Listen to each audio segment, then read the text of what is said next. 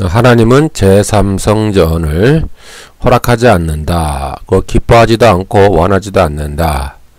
두 번째 강의가 되겠습니다. 저번 강의에 이어서 두 번째 강의고, 땅의 예루살렘 성전에 완전히 황폐화되고 무너져서 다시는 하나님을 짓지를 않는다. 그리고 하나님의 백성이 참 성전으로 대체가 되었다. 즉 하나님의 백성, 하나님의 성도가 참 성전이 되어진다. 이제 이런 개념으로 제가 저번 강의에 한번 했어요. 이제 이어서 두 번째 강의인데요. 이제 제 어떤 생각대로 마음대로 주장할 수가 없잖아요. 그 근거가 어디 있느냐? 다니엘 9장 26, 27절에 있어요. 이 시간은 약간 지루할 수도 있어요. 왜냐하면 주의를 좀 할게요. 주의. 원어의 의미를 한번 보고 도대체 뭐를 말하고 있는가, 과연 거기에 적그리스도가 등장하는가 등장하지 않는가, 관련 7년 대환란이 있는가 없는가, 7년 언약이 있는가 없는가, 적그리스도가 언약을 깼는가 안 깼는가, 그런 거 한번 살펴보려고 해요. 좀 지루할 수도 있지만은 이거 중요한 거거든요. 여기서 잘못돼가지고 수많은 이단들이 나오는 거예요. 요 해석을 잘못하니까는 이단들도 많이 나오고, 별의별 이단들이 많이 있지 않습니까? 그리고 뭐 세대주의도 나오고. 자, 결론부터 딱 말씀드릴게요. 일단 중요한 것은 이거예요. 26절에 보니까 한 왕 나기드의 백성이 왔죠. 백성이 와서 성소를 황폐하게 했죠. 절대 왕은 오지 않았습니다. 그래서 적그리스도가 언약을 맺을 수는 없습니다. 요즘 항상 주의하세요. 즉 나기드의 백성인 암이 온 거예요. 백성들. 나기드, 인간의 왕, 나기드는 오지 않았습니다. 두 번째, 이레의 언약의 중간에 제사와 예물을 금했지, 이레의 언약을 깼다라는 말이 없어요. 이거 주의해야 됩니다. 특히 언약을 깼다라고 하는 말 절대 없습니다. 그냥 중간에, 이레의 언약의 중간에 그냥 제사와 예물을 금지했다, 그 말만 기록되어 있어요. 주의하셔야 됩니다. 절대 언약을 깼다 그런 말 없어요. 명심하셔야 되고요. 그리고 결론부터 말씀드리면은 언약을 맺은 자는 누구냐? 그 26절에 있는 그 마시아흐, 나기드인 마시아흐가 결국 언약을 맺은 것이다. 이렇게 이제 제가 결론을 이미 내렸어요. 여러분들이 그러면은 뭔 개소리야, 그런 소리 하실 분이, 그런 생각 하실 분이 있지 않겠어요? 그러니까 한번 주의를 해보자고요. 꼼꼼하게. 그러니까 이 시간 약간 지루할 수가 있어요. 꼼꼼하게 한번 주의를 해보면서 도대체 뭘 말하고 있는가를 한번 살펴볼게요. 그럼 이제 70일의 언약인데, 결국 70일의 언약은 다니엘 9장 24절에 그 기간이 정해져 있어요. 내 백성과 내 거룩한 성을 위하여 이른 이래를 기한으로 정하였나니, 허물이 그치며 죄가 끝나며 죄악이 용서되며 영원한 의가 드러나며 환상과 예언이 응하며, 여기 응하며라고 해서 그랬는데요, 핫함이에요. 봉인하다, 투실어, 그 뜻이에요. 그러니까 봉인하라, 환상과 예언이 봉인되며 또 지극히 거룩한 이가 기름 부음을 받으리라. 여기까지 기간이 70일의 기간이죠. 그런데 사실 이 요한계시록 5장 5절에 그 핫함되었던, 봉인되었던 환상과 예언이 유다 지파의 사자인 다윗의 뿌리가 그 7인의 봉인을 해제해요. 그래서 짝이 맞는 거예요. 그래서 환상과 예언이 핫함되었다가 봉인되었다가 계시록 5장 5절에서 7인을 통하여 봉인이 해제가 되어서 환상과 예언이 이제 만상의 만인에게 오픈이 되죠. 오픈이 된 것을 요한계시록이 기록을 하는 거예요. 이것이 이제 70일인데, 어떤 분은 이걸 71이라고 계산하는 분이 있어요. 71이다. 그래서 70일의 언약이라고 하는 분도 있고, 어떤 분은 이것을 뭐 연으로 계산하는 분도 있고, 그래서 이미 과거에 다 끝났다라고 해석하는 분도 있어요. 그래서 이미 뭐 안티오코스 에피파네스가 기름 부음 받은 자다. 그가 거룩한 기름 부음을 받았다. 그래서 그가 다 성취했다라고 보는 분도 있고, 아니면 뭐 옥타비아누스로 로마 황제 옥타비아누스가 다 성취했다, 이미 다 끝났다, 더 이상 우리랑 관계없다라고 해석하는 분도 있고요. 그러면 그 한일의 시점은 어디냐? 제가 이미 강의했어요. 기원전 538년 고레스 왕의 칙령부터 한일해가 시작된다 그랬어요. 그걸 그 이래가 끝나는 점이 어디냐? 주의 재림 때까지죠. 예. 그러면 기름 부음을 받은 자는 누구냐? 그 거룩한 그 마시아흐가 누구냐? 인간의 왕인가? 어떤 분이 인간의 왕이다. 아니다. 어떤 분은 뭐 그리스도다. 통상적으로는 메시아, 그리스도로 보잖아요. 예. 그럼 한일의 언약을 맺은 자는 누군가? 저 그리스도인가? 아니면 마시아흐인가? 70일은 언제까지인가? 490일인가? 490년인가? 아니면 메타포인가? 여기서 이제 9장 26절 돌아옵니다. 다시 본문으로. 여기에 보면은 장차라는 말이 있어요. 장차. 이것은 성경 해석을 한글 개역 성경이 해석을 너무 잘못했어요. 이 장차라는 말은 장차. 일단 볼게요. 이 예순도 이래 이후에 62일의 이후에 그리스도께서 공생의 사역을 마치시고 이제 십자가에서 죽으실 것을 예언을 하죠. 26절이. 그런데 이제 거기서 기름 부음을 받은 자가 마시아흐가 끊어진다라고 그래요. 그러면 카라트입니다. 카라트. 이것은 언약적 의미도 담겨져 있죠. 그리고 여기서 이제 보통 통상적으로 마시아흐는 이제 예수 그리스도로 해석을 많이 하죠. 그리고 주님이 이제 마가의 다락방에서 내 몸과 내 살을 마시라. 이것이 죄사함을 얻게 하려고 많은 사람을 위하여 흘리는 바 나의 피 곧 언약의 피니라. 이렇게 이미 말씀하셨어요. 언약의 피. 여기서 이제 언약이 등장하잖아요. 그래서 이렇게 언약을 맺고 십자가의 죽으심으로 69일에 저 69일에가 모두 맞춰집니다. 그럼 읽어볼게요. 25절 26절. 그러므로 너는 깨달아 알지어다. 예루살렘을 중건하라는 영이 날 때부터 기름 부음을 받은 자 마시아흐 곧 왕 나기드가 일어나기까지 7이레와 62이레가 지날 것이요 그 곤란한 동안에 성이 중건되어 광장과 거리가 세워질 것이며 26절 62이레 후에 기름 부음을 받은 자 마시아흐가 끊어져 카라트 언약을 맺다라는 뜻도 있어요. 니팔 미완료형입니다. 카라트 될 것이며 장차, 이 장차라만 잘못됐어요. 한 왕의 백성이 와서 그 성읍과 성소를 무너뜨리려니와 그의 마지막은 홍수에 휘슬림 같을 것이며 또 끝까지 전쟁에 있으리니 황폐할 것이 작정되었느니라. 이렇게 나와 있죠. 장차라는 말은 잘못됐고요. 여기 접속사입니다. 보라고 되어 있어요. 보는 뭐냐면은 칼, 남성 단수 칼 분사형인데요. 먼 미래가 아니라 and then 그런 뜻이에요. and then 그리고 나서 이어서 and then 그리고 나서 이어서 그 뜻이지 장차라고 해석하면 안 돼요. 이거 번역을 너무 잘못해놨어요. 장차란 말을 빼서요. and then 그리고 나서 이어서 히브리어 남성 단수 칼 분사형입니다. 그래서 이제 여기서 장차 와서가 오랜 기간이 지나서 아주 오랜 기간이 지나서 이제 7년 대환란 때까지 이르러서 이제 그때까지라고 생각을 많이 하잖아요. 특히 세대주의자들은. 근데 장차라는 말이 그런 말이 아니라 방금 말씀드렸죠. and then 이어서 then and then 이어서 그리고 나서.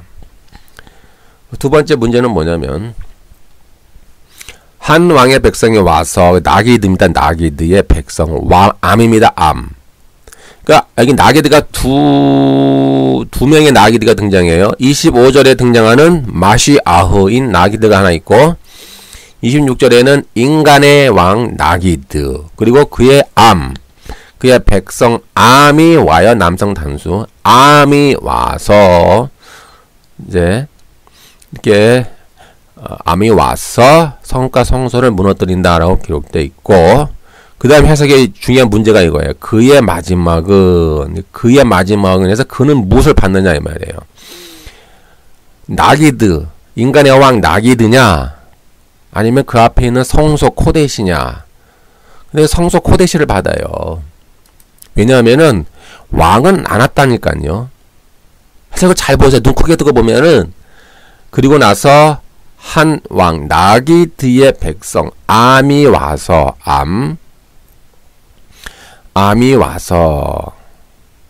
성읍과 성소를 무너뜨려니와 그의 마지막은 해서 그는 나기드가 될 수 없어요. 안 왔어요. 그래서 이 세대주의자들이 해석하는 그라고 하는 것은 적그리스도라고 해석하잖아요. 세대주의자들은 적그리스도의 마지막은 이렇게 해석을 하는데 적그리스도가 아닙니다. 오지 않았습니다. 왕 나기드는 오지 않았습니다. 백성만 왔습니다. 눈 크게 뜨고 보세요. 그 백성 암이 왔어요. 그래서 그의 마지막은 해서 그는 코데시입니다. 코데시 앞에 있는 성소 코데시. 그래서 코데시의 마지막은 홍수의 씻을림 같을 것이며 이렇게 해석을 하셔야 돼요. 적그리스도의 마지막은 그렇게 해석하시면 안 됩니다. 해석이 너무 잘못됐어요. 다시 말하면 그애는 코데시입니다. 코데시더 영어로 하면 더 생추아리. 히브리어는 코데시입니다. 남성 단수. 그래서 다시 말하면 그 코데시 성소의 마지막은 홍수의 씻으림 같을 것이며 또 끝까지 전쟁이 있으리라는 말은 뭐냐면 그 코데시에 끝까지 전쟁이 있겠다라는 거예요. 그게 무슨 얘기냐면 그 코데시 그곳에 끝까지 주님이 드린 때까지 분쟁이 있다라는 예언이에요. 그리고 황폐할 것이 작정되었다. 즉 코데시 그 성소가 황폐할 것이 작정되었기 때문에 제3의 성전이 지어질 수가 없어요. 제 주장이 아니라 다니엘 9장 26절에 그런 의미가 있는 거예요. 즉 왜냐하면 코데시의 마지막은 홍수의 휩쓸림 같을 것이며 또 코데시 그곳에 끝까지 전쟁이 있겠다. 그곳은 끝까지 분쟁 지역이 되겠다. 끝까지 그곳은 분쟁 지역이 되는 거예요. 평화가 존재할 수가 없어요. 왜요? 그렇게 마시아흐가 작정을 했어요. 26절에 있는 그 마시아흐, 나기드인 마시아흐가 그렇게 작정을 했어요. 그래서 끝까지 그 코데시에 끝까지 전쟁이 있고 분쟁이 있어요. 그래서 다시는 제3성전이 지어질 수가 없고 또 끝까지 황폐할 것이 작정되었다. 뭐예요? 작정. 다시 운명을 되바꿀 수 없다라는 얘기예요. 코데시가 황폐화 될 것이 작정이 되었기 때문에 다시 그 코데시가 다시 세워줄 수가 없다라는 의미예요. 그래서 그 코데시, 그 성소의 끝은 홍수에 침몰되듯 종말을 맞이할 것이며 그 코데시에는 끝까지 전쟁이 있을 것이고 코데시는 황폐할 것이 작정되었다. 라고 여러분들이 해석을 해야 돼요. 제가 재번역을 할게요. 한글 개혁성경 잘못되었습니다 해석을 차라리 영어로 읽으세요. 영어로 읽는 게 낫겠어요. 재번역합니다. 62일의 후에 마시아흐가 끊어질 것이나 자기를 위한 것은 아니다. 그리고 한 나기드의 백성 암이 와서 그 도시와 그 성소를 파괴할 것이다. 그리고 그 성소의 끝, 그 코데시의 끝은 홍수에 침몰되듯 종말을 맞이할 것이며 또 그 전쟁이 끝날 때까지 그 황폐하게 하는 것이 그 코데시 그곳에 작정되었느니라. 이렇게 해석하시면 돼요. 그럼 이제 두 번째 들어갑니다. 해서 27절 들어갑니다. 27절. 그럼 한 일에의 언약을 맺은 자 그는 누구냐? 그가 많은 사람들과 라브입니다. 라브. 그러니까 암과 달라요. 26절에는 한 나기드의 암이 왔고 27절에는 그가 많은 사람들 라브와 더불어 한 일회 동안의 언약을 맺어요. 그럼 베리트입니다. 베리트 27절 베리트입니다. 언약을 맺다. 굳게 맺고 그 일회의 절반에 제사와 예물을 금지할 것이며 이게 중요한 거예요. 언약을 깼다라는 말 없습니다.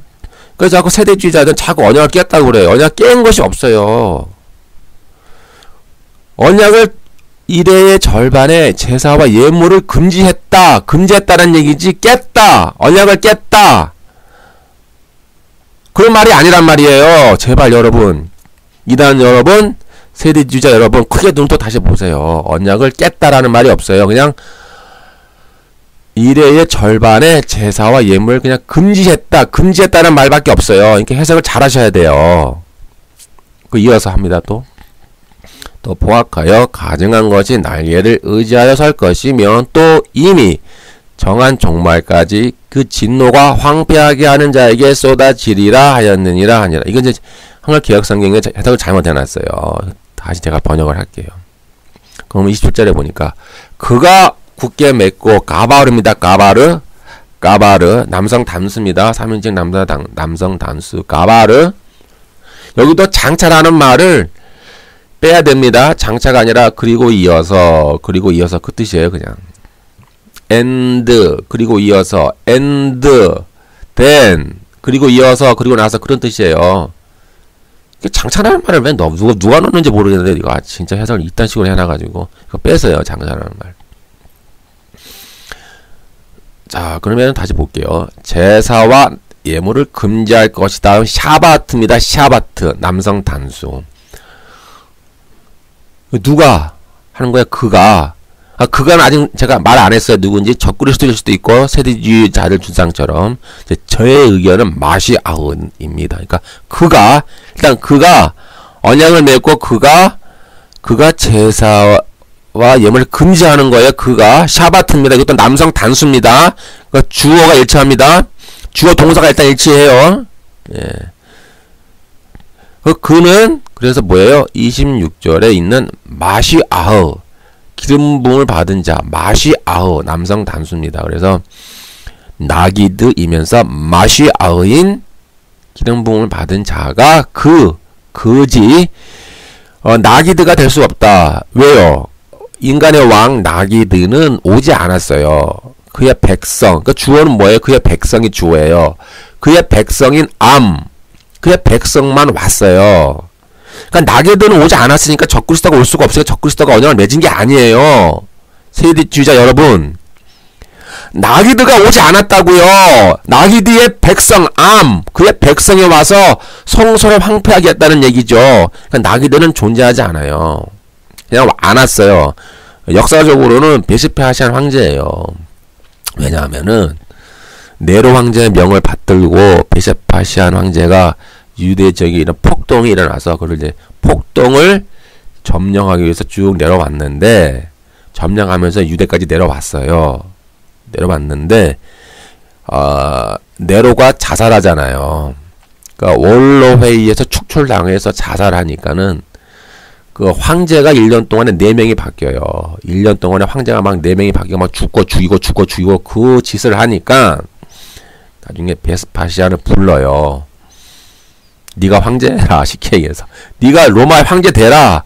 그래서 싸우다가 중간에 갔다고요. 베스파시안 황제가 가서 로마의 황제가 됐어요. 그리고 나서 안 왔어요. 다시 안 왔어요. 안 오고 그의 백성 군대 로마 군대가 오고 그의 아들 티투스 장군을 보냈어요. 그냥 자기는 안 왔어요. 다시 갔어. 그러니까 성경 말씀대로 그대로 예언이 이루어진 거예요. 26절의 말씀. 자꾸 적그리스도라고 우기지 마세요. 안 왔습니다. 오지 않았습니다.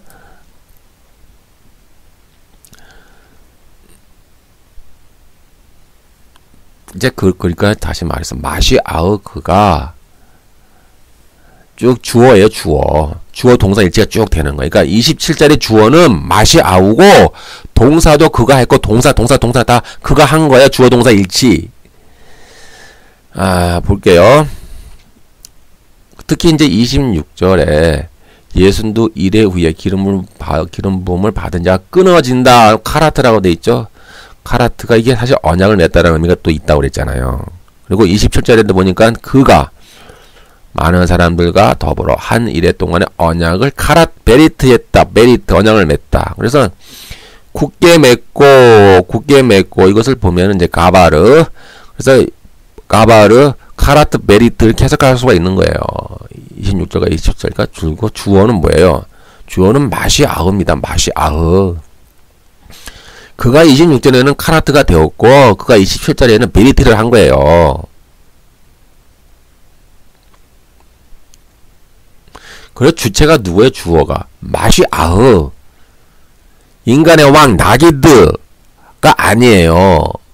세대주의자들이 주장하는 적그리스도가 아니라고요. 그래서 26절을 보면은 그 한 왕 나기드의 백성 암이 와서 그 도시와 성소를 파괴할 것이다. 그래서 그리고 그의 마지막은 앞에 살펴본 것처럼 코데시의 마지막이라고 했잖아요. 그의 마지막이라고 해서 적그리스도의 마지막 왕의 마지막이 아니에요. 왜요? 왕은 안 왔다니까요. 제가 지금 수천 번 말했어요. 나기드는 안 왔어요. 그의 백성 암만 왔어요.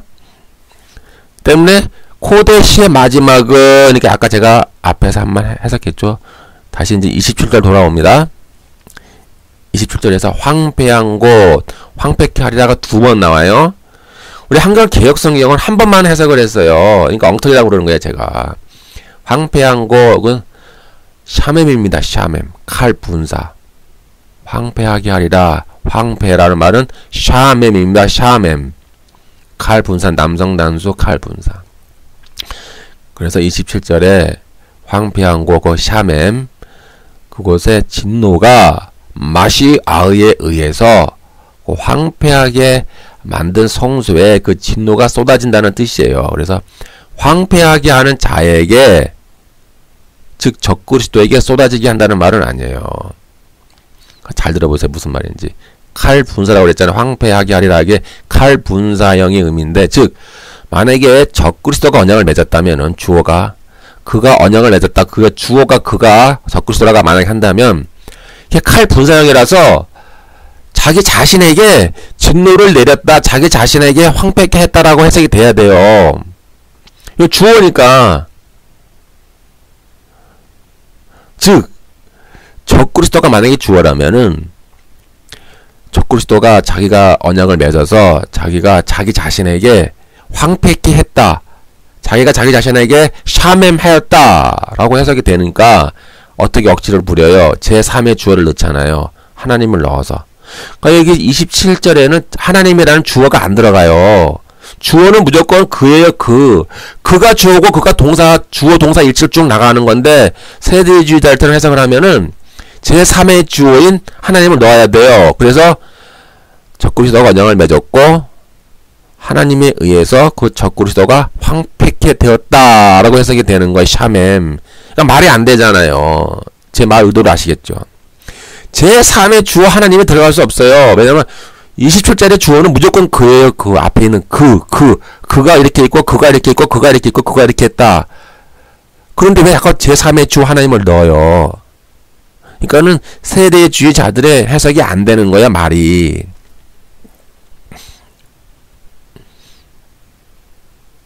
여기까지 이해가 잘 되세요? 그럼 만약에 제 해석대로 그가 마시아흐라고 하면은 마시아흐가 그 코데시를 황폐하게 했어요. 샤맴. 그리고 그 코데시 그 황폐한 곳에 계속 진노를 내리는 거예요. 황폐하게 만드는 거예요. 샤맴 두 번 나와요. 주가 누구예요? 마시아흐에 의해서. 그러니까 마시아흐가 그 코데시를 황폐하게 했고 샤맴으로 만들었고 또 그의 진노가 계속 그 황폐한 곳에 쏟아진다. 샤맴한 곳에 쏟아진다. 이렇게 해석이 되는 거예요. 주어 동사 일치가 돼서. 그러니까 주어는 무조건 그예요. 그 제3의 주어 하나님을 넣으면 안 돼요. 그래서 결론은 뭐예요? 27절의 주어 그는 마시아흐가 될 수밖에 없다. 왜요? 26절에 나기드 한 왕 나기드가 안 왔죠. 그리고 백성 암이 언약을 맺을 수가 없잖아요. 백성이 백성한테 언약을 맺어요. 그러니까 암도 안 되고 나기드도 안 되니까 나머지 하나는 뭐예요? 마시아흐밖에 안 남아요. 그럼 마시아흐가 주어가 되는 거예요. 그가 마시아흐가 되는 거예요. 그리고 샤맴이 칼 분사형이기 때문에 만약 적그리스도가 그라고 하면은 그가 자기 자신에게 황폐케 하겠고 자기 자신에게 진노를 내리는 게 돼요. 그러니까는 세대주의자들은 제3의 주어인 하나님을 넣잖아요. 꽉 끼워넣어서 하나님에 의해서 진노를 받았다라고 해석을 해버리잖아요. 그건 말이 안 된다. 제3의 주어를 넣지 마라. 주어는 무조건 마시아흐 그다. 여기까지 이해가 잘 되셨으면 좋겠습니다. 그럼 제가 이것을 재해석할게요. 한글 개역 성경 잘못됐어요. 재번역합니다. 그리고 나서 그 마시아흐가 많은 사람들을 라브입니다. 라브. 많은 사람 라브와 한 일해 동안의 언약을 확정 가바르 하겠고 그 일의 중간에 희생물과 봉헌물을 끝이게 할 것이다. 이게 중요한 거예요. 언약을 깼다는 말 없습니다. 절대. 제가 수천번 강조하는데 언약을 깼다라는 말 없습니다. 그냥 일의 중간에 희생물과 봉헌물을 그치게 할 것이다. 이것이 왜요? 마시아흐의 주권적 작정이에요. 본인이 한 건 아니에요. 마시아흐가 악의 도구를 시켜 보냈죠. 로마 제국의 군대를 보낸 거예요. 작정의 뜻이에요. 그게. 마시아흐가 직접 하진 않았어요. 그냥 주권적 작정이에요. 그리고 마시아흐가 그것을 실행하는 악의 도구로 나기드의 왕, 나기드의 백성, 암을 보낸 거예요. 군대를. 그래서 성소를 황폐하게 만든 거예요. 그 이유가 어디 있느냐? 마태복음 23장에 있어요. 왜 마시아흐의 주권적 작정이냐? 마태복음 23장에 다 기록이 되어 있어요. 이따가 계속 그 설명을 해드릴게요. 다시 27절 재석합니다. 그렇게 그 마시아흐가 일의 중간에 희생물과 봉헌물을 그치게 할 것이다. 그리고 가증한 것으로 뒤덮이도록 하기 위하여 그는 마시아흐가 그곳 코데시를 황폐하게 만들 것이다. 그리고 완전히 끝날 때까지 그리할 것이며 끝날 때까지라는 거예요. 끝날 때까지. 다시 제3의 성전이 없습니다. 끝날 때까지라고 하는 것은 끝까지 역사의 끝까지 가는 거예요. 그리할 것이라는 것이 다시 제3의 성전이 지어진다는 말이 없어요. 완전히 끝날 때까지 그리할 것이며 작정된 것이 그 황폐한 곳 샤멤에 쏟아지리라. 주님의 주권적 섭리를 묘사하고 있죠.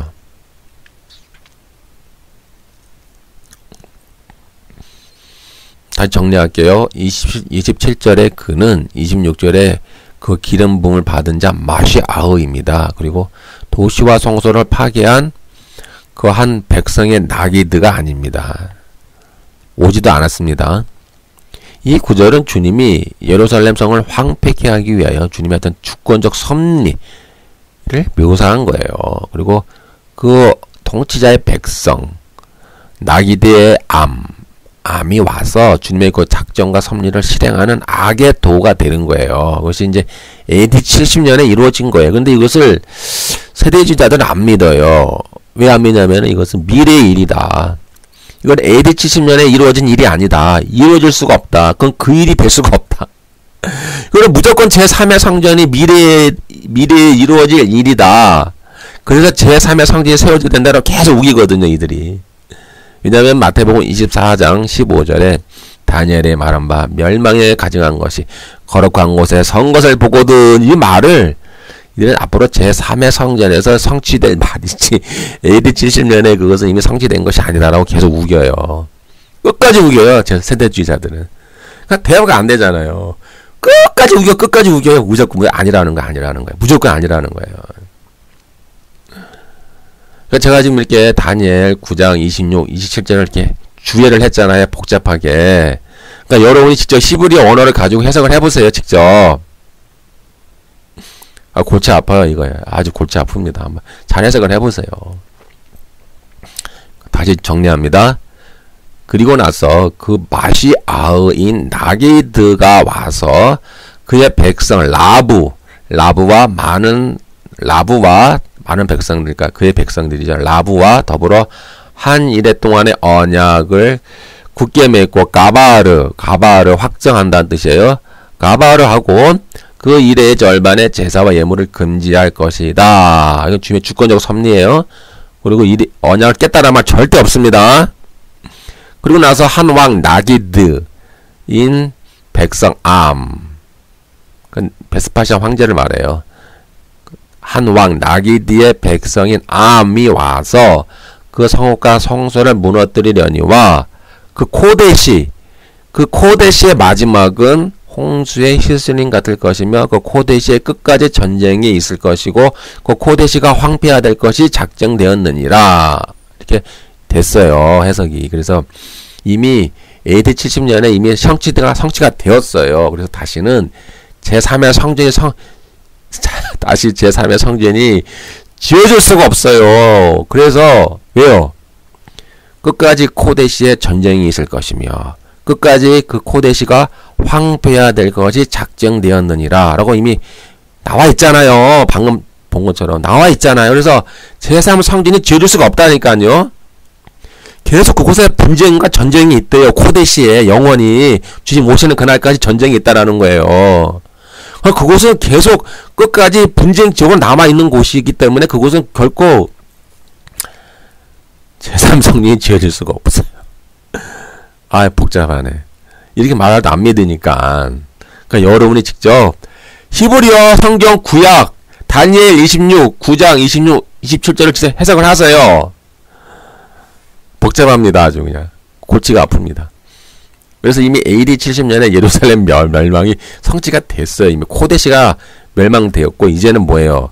나머지 일의 언약의 절반이 남았잖아요. 그것을 요한계시록이 받는 거예요. 이어받아서 하나님의 성전인 참 성전이 하나님의 백성이에요. 그러니까 하나님의 백성, 하나님의 교회, 하나님의 성도가 참 성전으로 지어져 가는 과정을 요한계시록이 계속 기록하고 있는 거예요. 그래서 요한계시록 2장, 3장에 등장하는 7교회 메타폰인데 7교회가 순교당하고 환난당하고 고난을 당하면서 그리고 짐승과 이기고 바벨론 제국과 이기고 음녀와 이기고 사탄과 싸워서 이기면서 그들이 요한계시록 21장에 하늘과 새 땅이 이루어지면 하늘에서 내려오는 거룩한 성 예루살렘이 되어서 결국 어린 양의 안에 그리스도의 신부가 되는 거예요. 즉 이 땅의 성전이 AD 70년에 황폐화가 되고 그 AD 70년 그 이후부터 주님 재림 때까지의 그 하나님의 참성전, 하나님의 참성전, 하나님의 백성, 하나님의 교회인, 하나님의 참성이 지어져가는 과정을 요한계시록이 묵시적 언어, 그러니까 묵시적 언어로 기록하고 있는 거예요. 새로운 성전으로 대체되었다. 새로운 성전이 대체되어서 지어져 가고 있다. 라고 하는 것을 요한계시록이 말을 해주고 있는 거예요. 우리에게. 그러니까 중요한 의미입니다. 이게. 너무 길게 왔죠. 길어요. 길어도 이렇게 길게 할 수밖에 없는 게 모든 문제의 핵심은 다니엘 9장 26, 27절에 있어요. 요것을 해석을 잘못해버리면은 모든 틀이 다 깨져버려요. 다 틀이 깨져가지고 이 요한계시록도 자꾸 점산연반 후삼연반으로 보는 거예요. 자꾸 그 하늘로 교회는 뿅 하고 올라가는 소리 자꾸 그딴 소리 나고 있고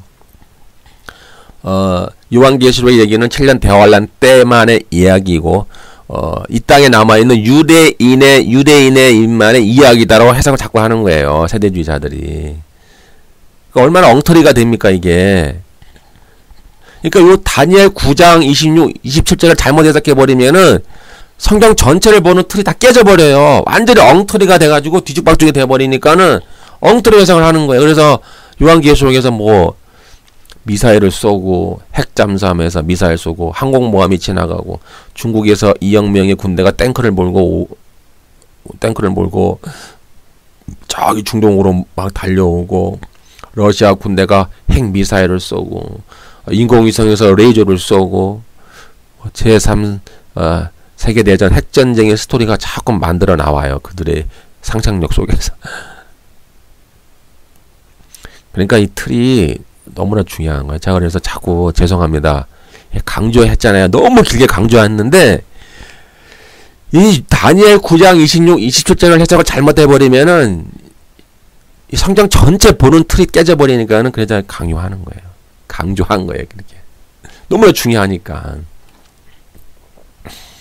그러면은 왜 주님은 그 성소를 마시아우 그가 왜 이렇게 성소를 못 잡아먹어서 한 달 낳느냐?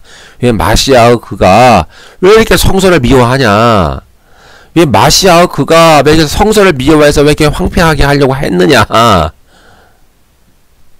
이유가 있어요.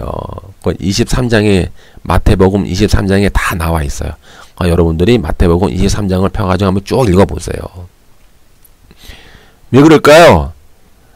마태복음 23장 24절 그러므로 내가 너희에게 선지자들과 지혜 있는 자들과 서기관들을 보내매 너희가 그 중에서 더러는 죽이거나 십자가에 못 박고 그 중에서 더러는 너희 회당에서 채찍질하고 이 동네에서 저 동네로 다니며 박해하리라. 이게 이유예요. 이렇기 때문에 그들의 코댓이 송수가 망할 수밖에 없었던 거예요. 하나님의 음성을 귀담아 듣지 않아요.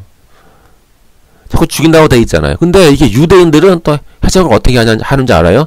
유대의 랍비는 우리는 절대 예언자를 죽인 적이 없다. 우리는 절대 하나님의 종을 예언자를 죽인 일이 없다. 이게 유대 랍비의 해석이에요. 그러니까 너무나 틀려요. 이게 지금 그리고 그런 유대 랍비의 해석을 지금 메시아닉 교회와 메시아닉 주들이 그대로 따라해요. 그러니까 그들의 해석과 유대 랍비의 해석이 똑같아. 유대 랍비의 해석은 그러는 거. 우리는 절대 하나님의 종을 죽인 일이 없다. 우리는 하나님의 선지자를 죽인 일이 없다. 근데 예수는 뭐라고 그래요? 너희들이 그들을 죽였다. 이렇게 나오잖아요. 또 두 번째 이유는 무엇일까요?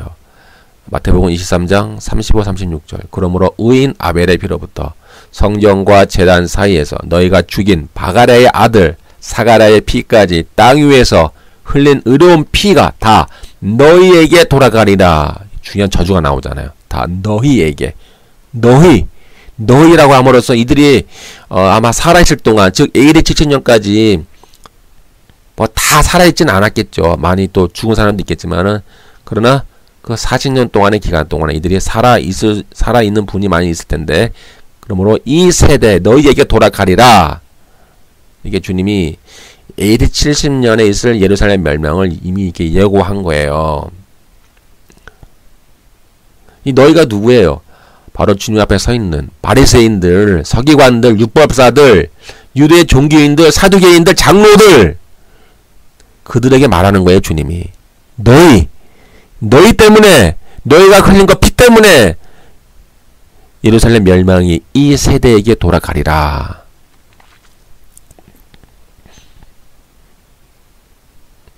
그래서 23장 38절 보면은 보라 너희 집이 황폐하여 버림받으리라. 너희 집이 뭐예요? 예루살렘 성전. 너희 집이 황폐하여 버림받으리라.